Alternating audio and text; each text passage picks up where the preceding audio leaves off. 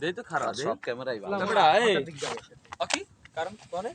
তাই যে ওদিকে যাম কি তাই এই কই ছবিটা তুলবি না ওইনে নদী তো আমাদের এটার নাম হলো পায়রা নদী হ্যাঁ তো আমাদের নদীর পানি খুব মিষ্টি হ্যাঁ আমাদের সাগর এখান থেকে বেশি দূরে না কত কিলোমিটার হবে এখান থেকে সর্বোচ্চ নদী পথে যদি যান তাহলে হয়তো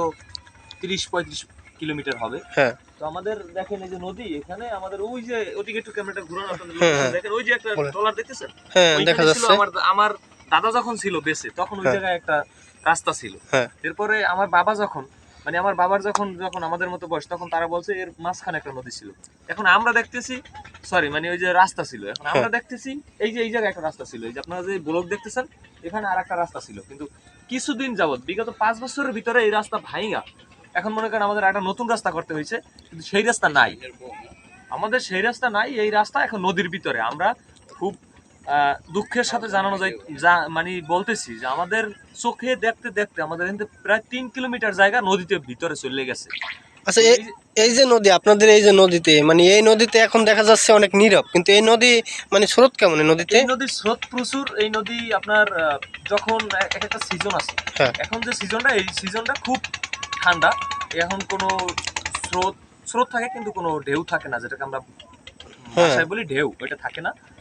তো আরেকটা বিষয় আপনি খেয়াল করছেন কিনা আমি জানি না এই যে বলক বলক